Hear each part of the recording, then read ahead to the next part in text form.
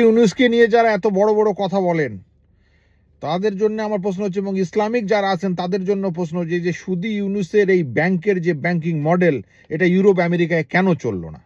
কারণ এটা এত আনএথিক্যাল একটা প্র্যাকটিস, এবং এটা চক্রবৃদ্ধি হারে সুদের হার এত বেশি, এবং মানুষকে যে একটা স্লেভ মানে বানানোর যে একটা পরিকল্পনা, এবং এখানে এই সুদের এই চক্র থেকে উঠতে পারবে না, যেটা পবিত্র কোরআনেও যে ধরনের সুদের কথা নিষেধ আছে, এইরকম একটা সুদি চক্র।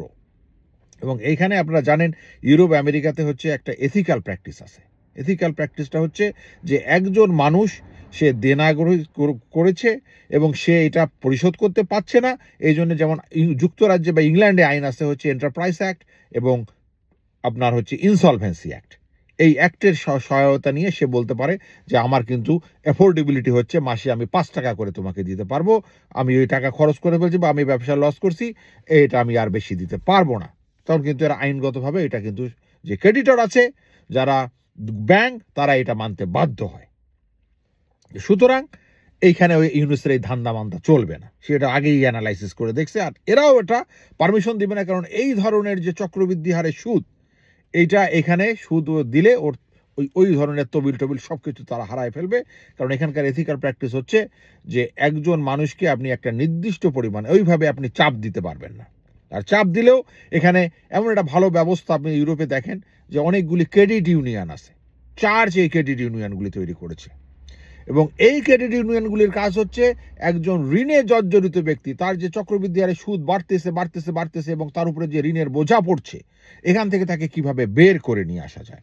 তো এই ধরনের এথিক্যাল তারা করে কি, তারা ওই ঋণগুলি যদি দেখে যে একটা মানুষের এইভাবে তার অ্যাফোর্ডেবিলিটি দেখে, তারা ঋণটা ওই জায়গায় কিনে নেয়, কিনে নিয়ে ওই জায়গায় ওটাকে ফ্রোজেন করে দেয়, যে তোমার আর এটাকে তুমি আর সুদ বাড়াতে পারবে না, এবং তাকে বলে যে তুমি আমাদেরকে পেমেন্ট করো আর আমরা তোমার ওই সুদিকে পেমেন্ট করে দিচ্ছি এই পয়সাটা।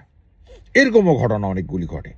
আর একটা হচ্ছে যে আইনগতভাবেই তাদেরকে একটা সুরক্ষা দেওয়া হয় যে এই একজন মানুষকে তুমি কোমর টেনে ধরে থাকতে পারবে না, ঋণের দ্বারে এমনভাবে জর্জরিত করলে সে যদি কোনোদিন উঠতেই না পারে আর দাঁড়াতে না পারে, তাহলে সেই জন্যে তার এই ৫ বছরের মধ্যে একটা প্ল্যান নিয়ে এই যে তার একটা রিপেমেন্টের ব্যবস্থা ৫ বছর পরে ৬ বছর এই পর্যন্ত দিলে, তারপরে তার আস্তে আস্তে ঋণটা তারা নানা রকম অফার দেয় যে আমরা আর এই ৫ টাকার বেশি দিতে পারবো না বা ১০ টাকার বেশি মাসে দিতে পারবো না। হ্যাঁ, আমি নিয়েছিলাম পয়সা, কিন্তু আমি খরচ করে ফেলেছি, আমার ব্যবসা লস হয়েছে, বা আমি আমি আমি জুয়া খেলেছি, বা আমি এখানে যারা বলে আর কি, যাদের কথা বললো যে আমি ঘোরা ঘরে গিয়েছি, বা আমার সাথে ফ্যামিলি প্রবলেম ছিল, আমি কোথায় কিভাবে খরচ করছি, আমি আমি পাবে গিয়েছি।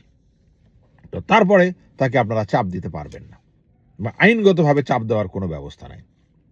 তার যে ইনকাম আছে, সেই ইনকামের থেকে তার নিত্য প্রয়োজনীয় যে সমস্ত বিষয়, যেমন তার খাওয়া, তার টিভি লাইসেন্স, তার বাসা ভাড়া, তার ইউটিলিটি বিল, যেমন আপনার মোবাইল ফোনের বিল, এগুলি সব খরচ, কাপড় চোপড় খরচ, অ্যামিউজমেন্ট, কিছু এদিক সেদিক যাওয়া আসা, এগুলি খরচ বাদ দিয়ে যদি যে উদ্বৃত্তটা থাকে, সেই উদ্বৃত্তটা থেকে যে ৫ টাকা বা ১০ টাকা সে যদি মাসে যদি কিছু বেঁচে থাকে, তাহলে সেটা সে দিবে। আর যদি কিছু বেঁচে না থাকে, তাহলে সে ব্যাংক্রাপসি করতে পারে, ১ বছরের মধ্যে সাধারণত সেই ব্যাংক্রাপসিটা ক্লিয়ার হয়ে যায়।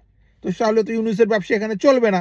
এই জন্য কিন্তু এই যে আনএথিক্যাল প্র্যাকটিস এবং এত সুদের একটা মানে চক্রবৃদ্ধি হার, যেটা এখানে এরাও পারমিশন দিবে না, আর এখানে সে সুবিধাও করতে পারবে না, কারণ এখানে যে বিদ্যমান আইন আছে, এই আইনে সে সব কিছুই হারাবে। এই জন্য তার এটা চলবে না। সুতরাং আপনারা যারা এত বড় বড় কথা বলতেছিলেন এই না সেই না, মানে সে একটা বিশাল মডেল 3.0, সে আসলেই জিরো, এবং এটা আপনার প্রমাণও পেয়ে গেছেন। ধন্যবাদ সকলকে।